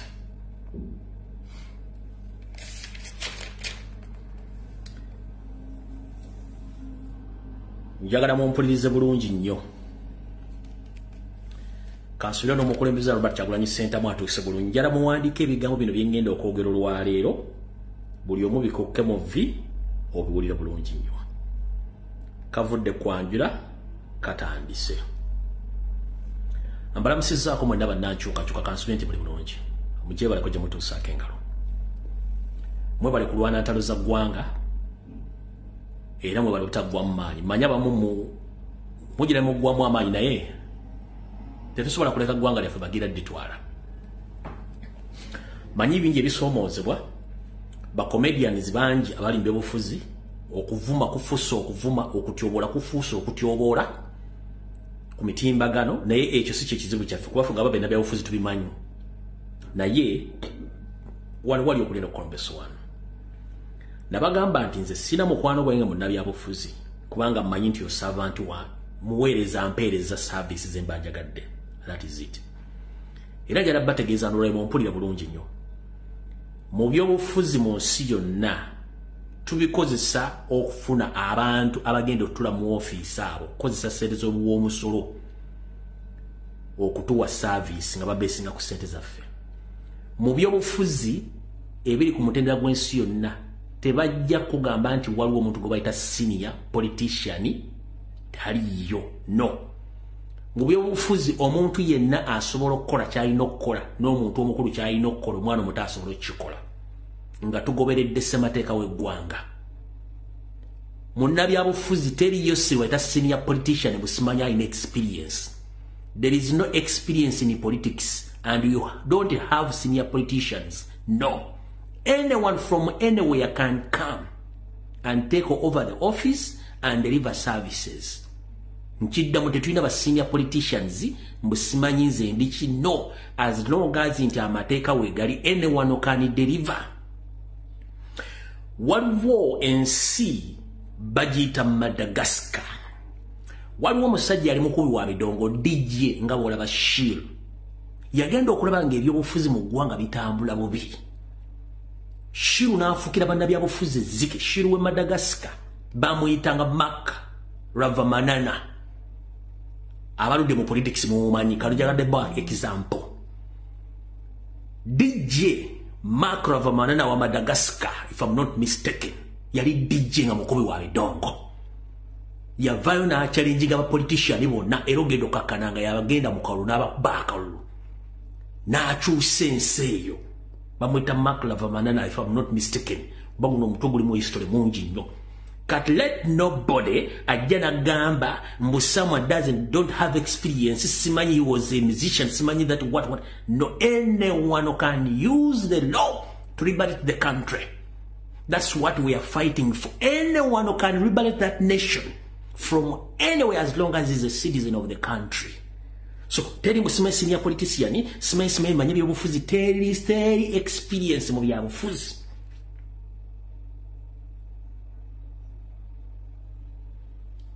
As long as it is semateeka akwatiddwa bulungi n'amateeka n'ebiragiro nga gakolebwa etteeka likisoba kiri mukola. Bamuyita Mark Ravamanana yakyusa. He was just a DJ like a DJ Shil. Yakyusa politics wensi n'ensi n'agiteeka ku layini. Kati bw'owulira bano abayita ba senior politician mu Uganda mbwe simanyi we are experienced. Some people they must be led. That is total nonsense. That's what we call self-interest. No kulengeza buli muntu. That is total nonsense. Anyone who can lead that country. Being a president is just a shirt. Anyone who can put on that shirt anytime, anywhere. If I'm not mistaken, Museveni we agenda mu nsiko teyayina political experience yonna. Era teyayinaako ba Solland friends we agenda nabo. He waked up n'akwata embata za 27 ezaneti n'agenda nazo. Temwali professor, temwali simanyi PhD, simanyi holder. Yakwata abantu be yesiga n'agenda nabo. So these bafere basuuti abaze mu politics mbusime ba diplomatic simbazanya politics total nonsense. Kati kansoke mbasomesa olwaleero.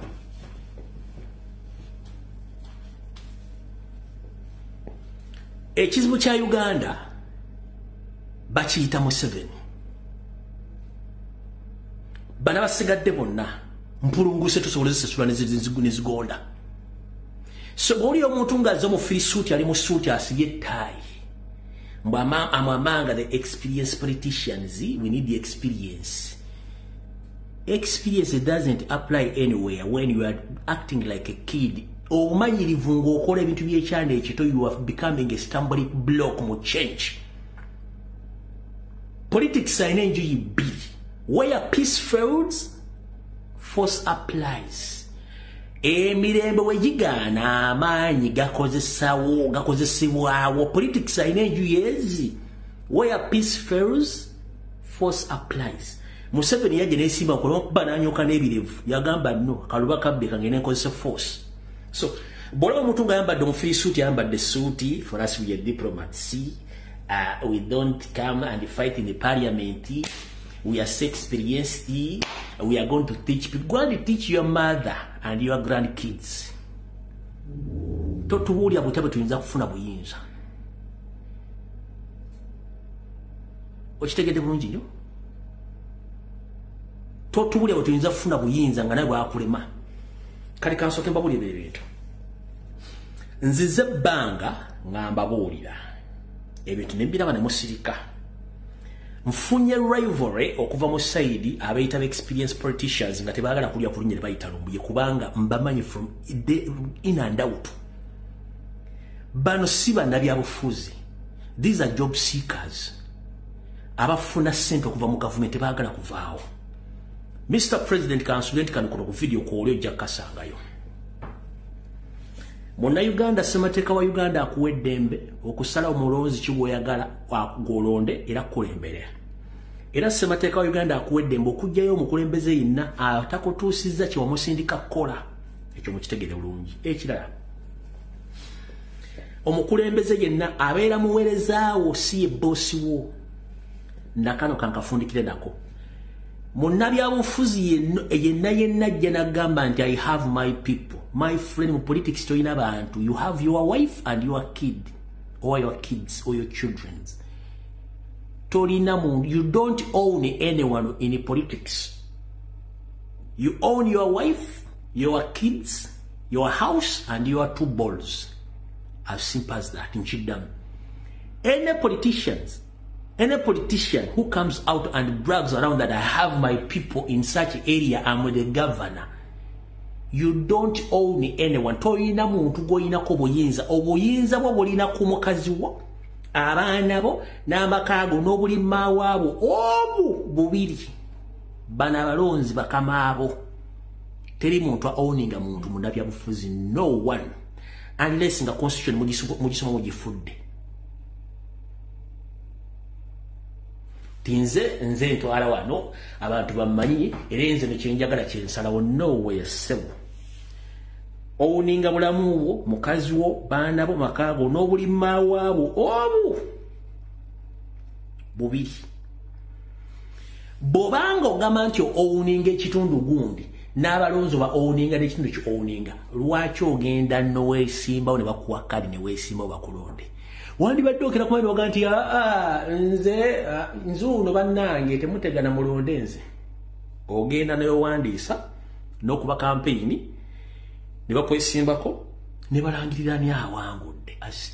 Don't come out of them. You are owning people. You don't own anyone in Uganda.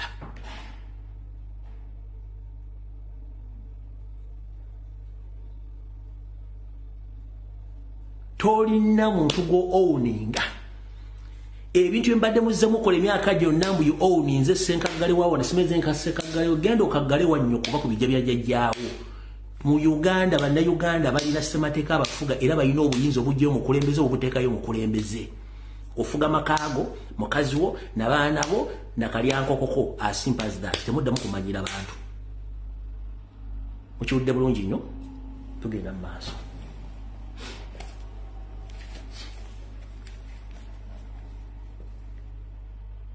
Nzize mbagamba era mugenda kubiraba.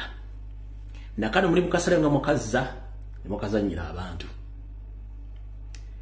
Nga nakava emikono gye gitawemera mu Wemba. Nasaba omukulembeze akyuse mitendera gyonna gy'obukulembeze. Naye azakikola mpola which is okay. Kati omukulembeze ssebo njala kugamba ulize ebigambo bino. Kazimba mulumuli omumanyi. Mr. President Kazimba mulumuli. Kibayita Kazimba mulumuli okimanyi. Genda olize oluyimba lw'omugenzi omugenzi Kasozi yayimba oluyimba lwe bayita Kazimba mulumuli.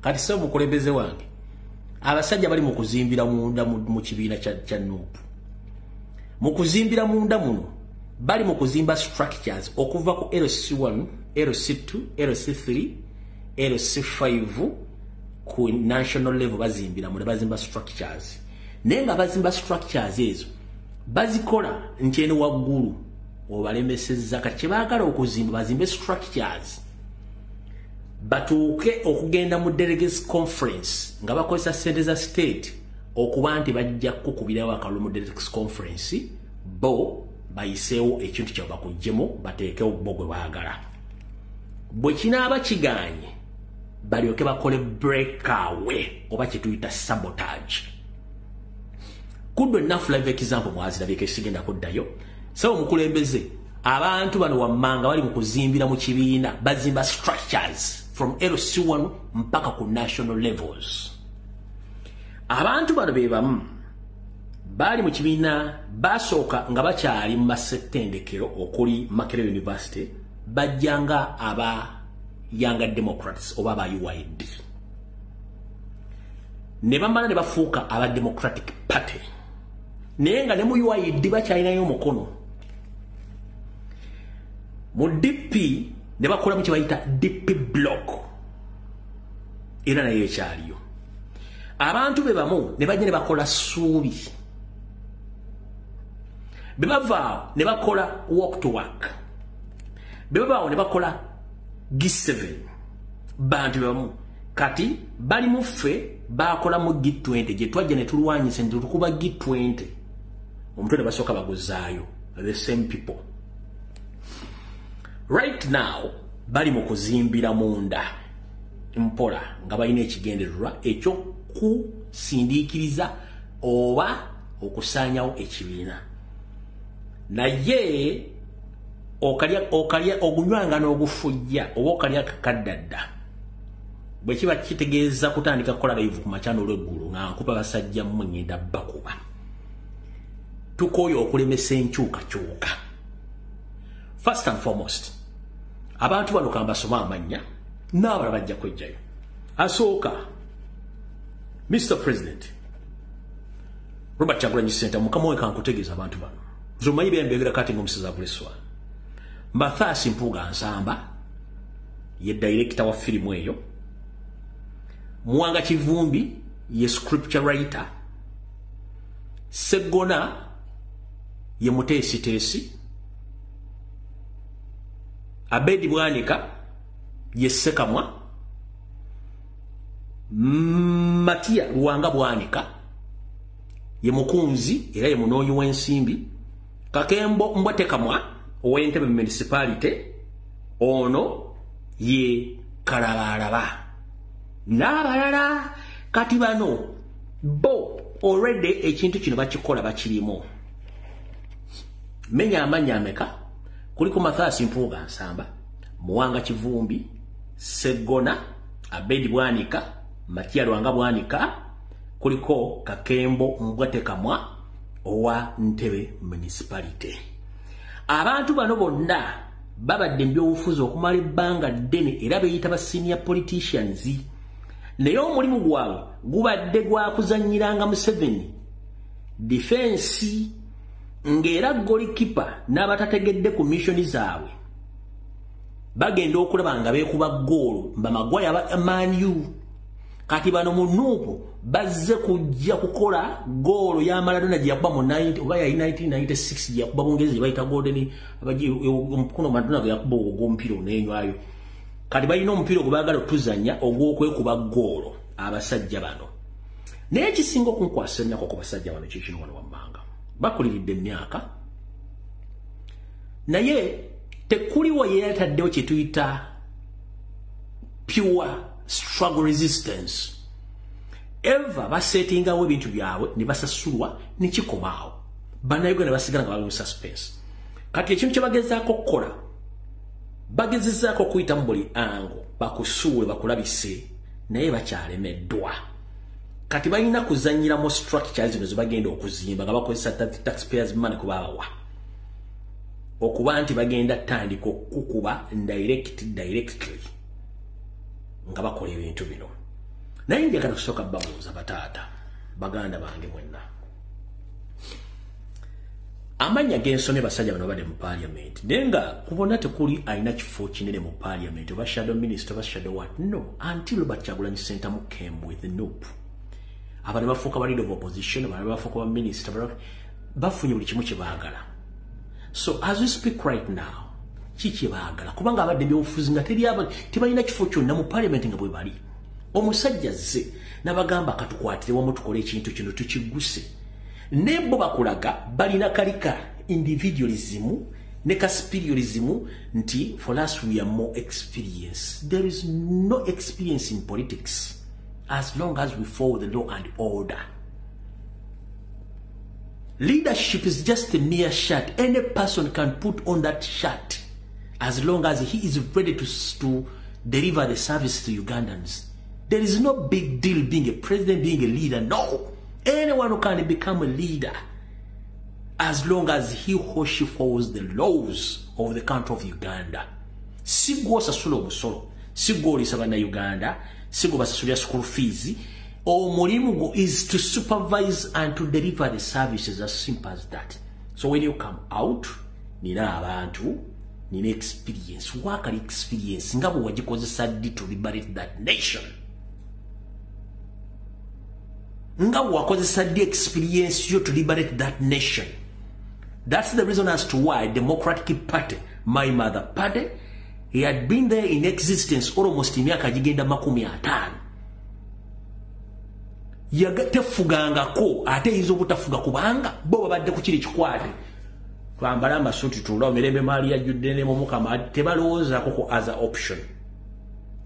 Museveni eyajja ne UPM bwe bamukuba akaluka ate keyeta wamu n'asembera ddala yagamba no tukozese plan bweti n'agikola n'emakiwalinga. Ffe tugamba tulina programs nyingi omuli neza counter-wide demonstrations, but when we come out with such plans, among these people, tekuli no mu akola post kugamba abantu mu constituency, it is time let us mobilize to Jacob Museveni. No one comes out. Mu parliament mu America bantu bekube ngumi, era shabe bekube ngumi, obekube ngumi nga bafunye kutakanya ku nsonga eziyamba abantu ba bulijjo. So when you say that it is politics wa kulinya mmeza mukulu emmeza bazirinya bakuba n'emmeza mu America bakube emmeza bagye mu kino ekindejja mu ekituli. Kubanga it's a matter of national importance. Nemu abafirisuti bambala amasuuti ng'ekiro mutambule mugenda mukola diviza mu mutulemesezze eggwanga ate temwagala boogerako kubanga musobola okufuna sente omuntu ajja ayogerako defending. And I'm here to warn all Mpuga's lawyers n'abalala basitandise okujja ku social media nga mwogera nga abanywedde ettonto. Bakulu ffe tulina mikwano mu politics. Twetaaga nsi esinga obunene ku busente bw'oba okujja okutandika okudiferinga abasajja. Tulina kyemulina kye babamanyi. Mbabadde mbala emyaka 20 mwegi kwaga. Nze nandika polisi nga nina emyaka 15. Mbabaddemu. Mbamanyi kyeki. A DP member or leader asobola okwokya enjuye ng'ayagala kukola stand okufuna sympathy asobola okutta mukazi we.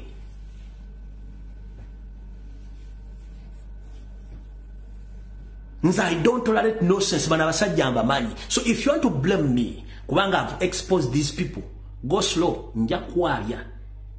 Sina sigenda kwesimba uli chenkola chikola kulwa gwanga lyange. Mwemwe na abefula muri balo y'abana abasajja, you don't know what they are planning. Girabo no chimanya. Ojja kunoje jambi obagobomu ko mungu obatema ko mitwe ku chenko gambye. Gana amanya genjogedde nga basomedde mujjagala. Ono luli bwanika nababagamba luli ne mugamba gwe gayi gwe nkusonyi na information ekwatako bwe nagiga public ojena kuswala nnyo netawulya n'agenda litale obaka kazike kano ka meya kenansa na simeka bakireke ne bantu bakaswaza mu public video nazide eating nalabyeko segona ng'ali mu constituency ayogera bitakwatagana oli bwe yabadde eri musanji wa Sempira ng'ayogera bitakwatagana n'abalaba no batambula boogera tebikwatagana. Kati bagundi tubalabula ffe twagala kukyusa ggwanga eryo mu ngeri yonna esoboka.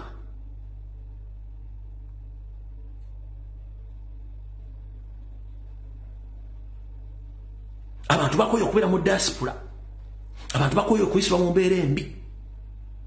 ettaka balitwala mbadde ku social media kuno nga njogera ensonga z'ettaka ez'abalaalo nenjogera ez'omu east nenjogera ez'omu west nenjogera ez'omu north nga teri mebapa okujjako Lutamaguzi Ssemakula yekka it's on record abadde ayogera ensonga ezo. Mukulu abasajja ba DP Block njagala basaba ekigambo kimu. Bwe mba muyina more experience kumwe mwenda bimenya amanya, it is very easy and simple. You can open your own political party. Nemutolekere yaffe gye muyite yabayaye. All along you knew that Noob stroke people power is a revolution movement. Eri Noob is just a UNEB center. Naye people power gubadde musinde gwa bantu bankyuka era nga ffe tetwagala kumanya mwajja mukimanyi. Kati mugamba temwagala politics wa kiyayi. DP Block ekyaliyo, DP jeri, Subi jeri, G7 jeri. It is very easy and simple. Just resign nga temwagala bogerako mugende mu gentle politics gumwagala. Mutuleke ne mission zaffe zaki eza revolution feze tulimu gentleman's politics so ego mulimu. No, it's a big no. Mwajja mukimanyi nti Nope oba people power musinde gwa revolution.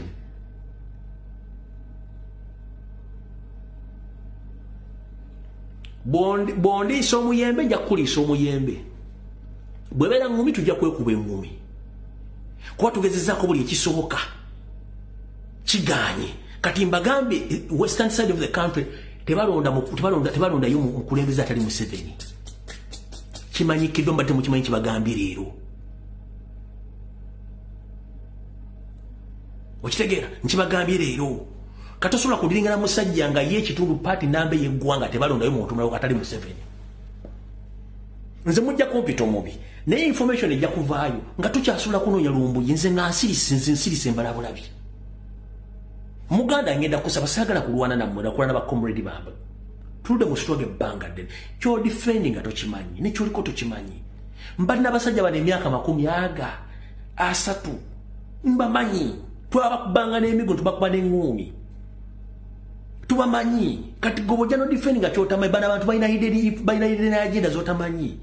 Bali controlled by CMY, by inner security, bali controlled by ISO, bali controlled by the State House. Sente bazina at their disposal.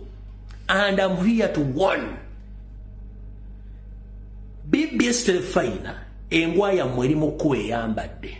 CBS Telefaina, engwaya, CBS CBS Radio, okugwa kwa mwe kuli mujia. Akabinja ka DP Block, akefront kali smart, kaba wensimbi okubakozesa. Basebo ne banyemo ba advertisers ba business partners bagala change. As we speak right now okusobola kwa kyankalanyi due to the poor governance ebiri mu gwanga. So abantu abasingo boji bagala change lwakuba nti basiise era bombu befuza anze befuza sibiri mu nenga yagala change. Genda maso nga mukyaza bana ba DP Block nga bakuba kyagula nga muwagira kya mutambula Buganda yonna muteka wansi kyagulanyi mu promoting bana abantu. Kuba that is this era nabagamba baba wa sente mu kikole mbalabula akaledio kamwe kagenda kugwa nga New Vision byagudwa kwate bazagala kibagamba ka TV kama kagenda kugwa ngendera zona bwe zigudde nga tebagala ninga muga kite abantu bagenda bajja ko bulango ba present abali ku moba veko bikwe biveewo ekikija very soon kibagamba mumugende maso mbabulira nga mwagala okwogera ku nsonga za Buganda n'ensonga za Ssaabasajja Kabaka n'enzija n'enzeyiba mpaka lwenzigusiza na kino kyebuleta abasajja ba DP Block ne batandika okweyogezanga olwano bako ne bakola buli kyebaagala nga basasudde ssente mugenda kusula kaledi yako ne ka TV mbukube wansi kubanga mwe kyemwagala buli muntu mu Uganda ayagala change lwakuba asirise babatiisa ne batya fe aboogera tujja byogera okitegeera kati mwe mutandika okusupportinga akabinja kaabwe ka DP Block abajjira mu masuti abafere suuti mujja kitegeera.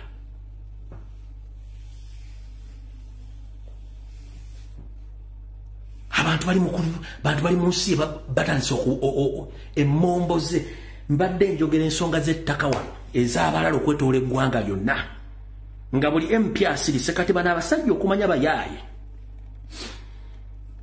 Mbadde ku social guno mwaka gwa mukanga njogera ensonga za Buganda ez'ettaka n'abalala nga njogera ku nsonga z'abalala n'otamaguzi azoogerako. Olw'okuba bano banoonya kati banoonya bululu banoonya Sede Museveni abawe ssente. Omukulu ono yatuuzizza akakiiko ke boogere ku nsonga z'abalaalo just a few days back. Maze ebbanga ki nga njogera ku nsonga z'abalaalo muteekaawo ebbanga lye mbaze nga nzoogerako wuuno baba ne boogera. Kyokka tulina amawulire agalaga nti abalaalo bwe bafubutudde emisinde eyo mu Acholi ne mu Mambuka bali mu kkubo bakinakina ente zaabwe n'emigudu gyabwe baagala kugiwummuliza nga bulijjo bwe kiri wano mu Buganda.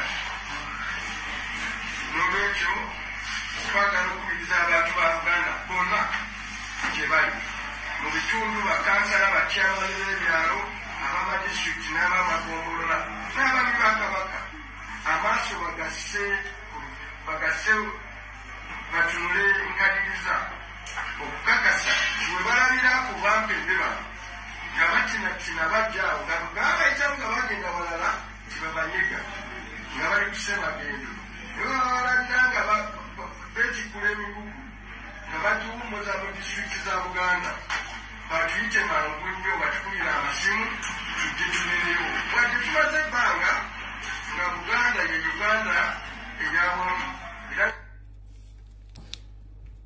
Maze ebbanga ki nga njogera ensonga ezo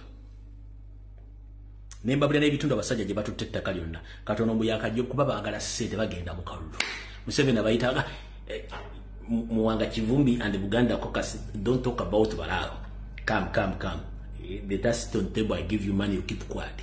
Nga maze ebbanga njogera ensonga zino kubanga baagala ssente baagala kati mawulire batuuse mu time y'okunoonya ssente yakalulu.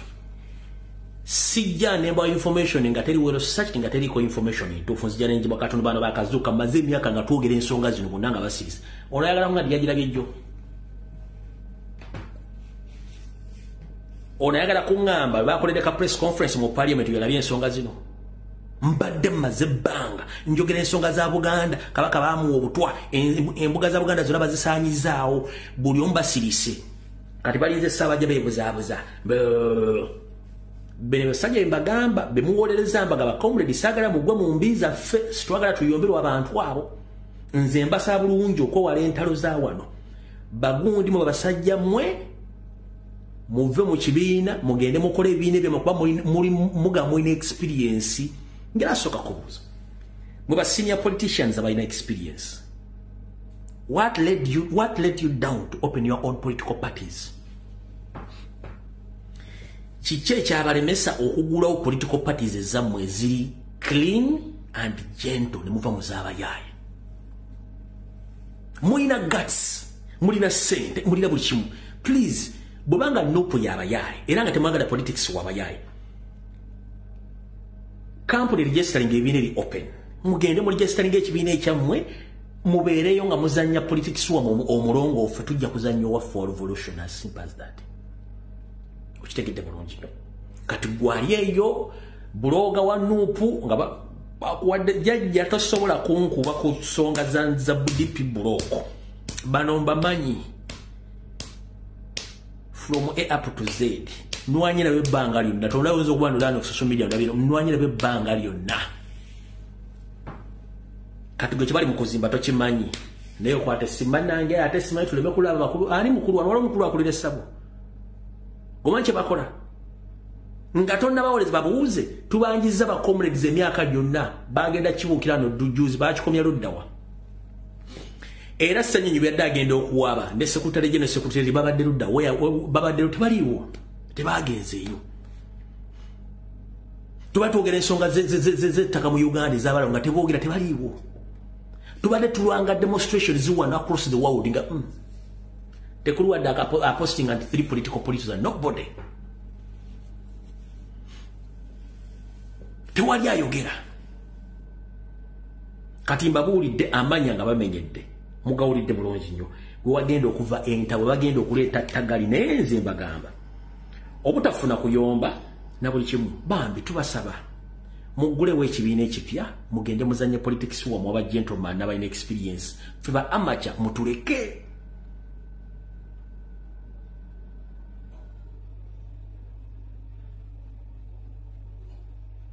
kubanga mbadde mu parliament emyaka nga tewali yali abapointinze ku committee yonna until Kyagulanyi lwe yajja n'abapointinga ne mufuna ebifo and you don't appreciate bemba mwagala change nga mwagala change muino tambuli akumanyi g'abantu ge baagala but you don't post temwena kye mwogera just muza kimu fulasi twagate tukola politics w'abayayi so bobanga olina abayayi nga tobaagala please mugulewo ekibi ate nga nkimanyi just yamukwate mpuuga okimanyi nkimanyi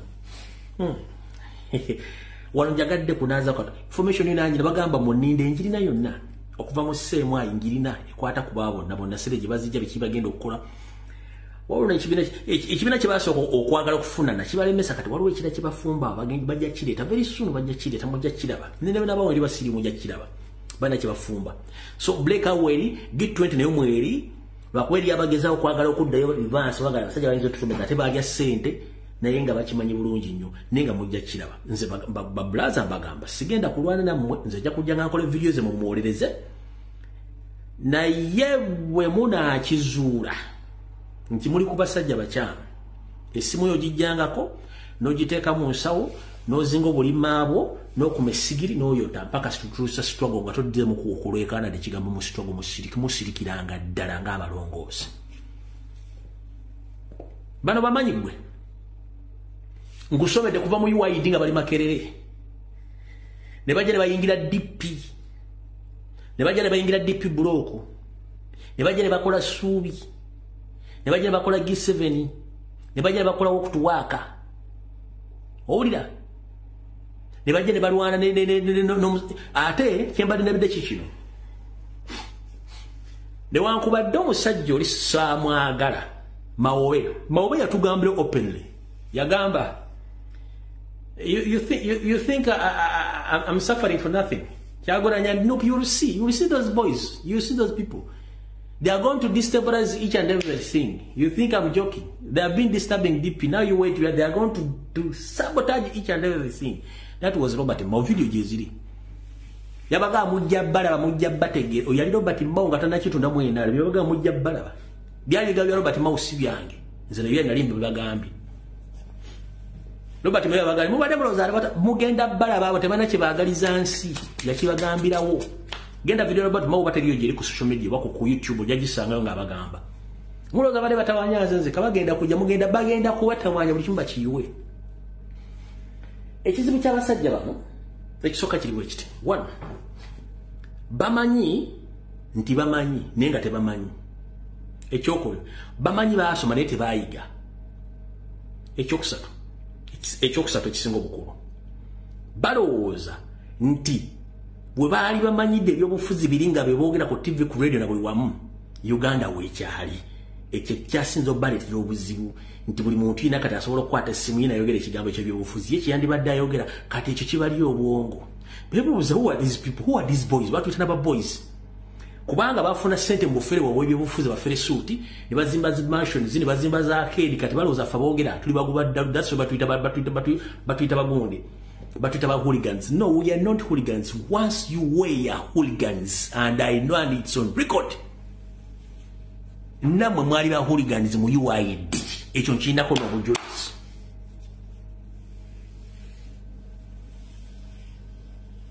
You were once hooligans mu UID mubba obululu mulwana mukola buli kimu ekyetaagisa kati bw'ogaa nti ffe tuli ba hooligans olw'okuba twawukanya endowooza mu ngeri gye mwagala okutwalamu ebintu by'obufuzi. Kati gwe comrade ali eyo nkusekeredde era njala kugamba sirwana naagwe wabula tulwana kukyusa ggwanga mu ngeri yonna esoboka.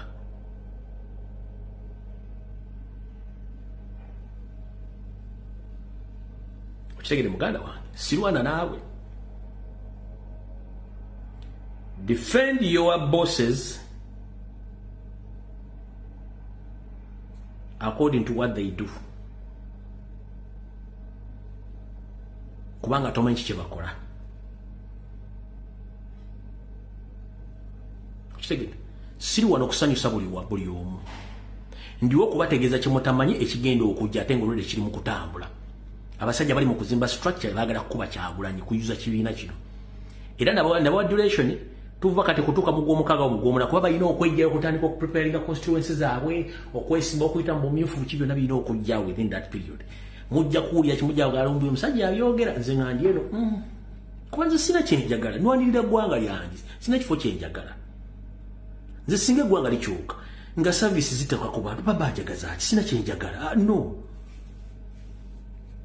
twetaaga buyinza by all means nego gambo simene nasoma na degree na PhD nze ndi munamateeka Museveni yagenda munamateeka ni musiko yakwata abantu 207 n'agenda ne kati mwabefudde ndi musoma mwasoma muri mukola sabotage mukuba wetu tumanyi ma land friend gwe mwe kati ndo kamba bulire mfundikira nakana Museveni yakugamba biri abiri mugu mutejja ku opposition eri akimininga ngakimanyi pressure je mu defending ate mujimanyi mu defending Anita Amongi kati gwe comrade yakola video ngo defending bana basajja you are defending Anita Amongi indirectly without knowing nchiddamu gwe comrade yakwate simu no defending bana basajja you are defending Anita Amongi indirectly. You are defending chieftains of military intelligence indirectly or direct. You are defending Museveni direct or indirect without knowing.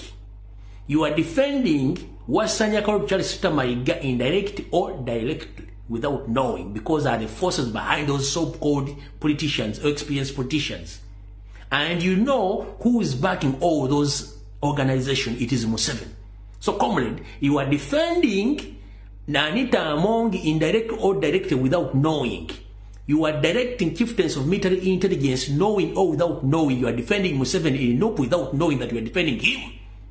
And you are defending Mayiga and his group in Mengo without knowing. Stop your nonsense, Mokolebi Dako. Preach the gospel of change. We don't defend anyone here. Unless in the constitution that we use power belongs to people, not to politicians. Politicians are just servants, like any servant, or any houseboy, or any house girl. Who are the leaders?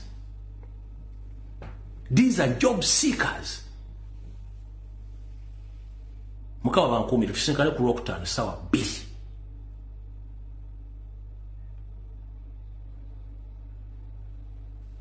Whatever.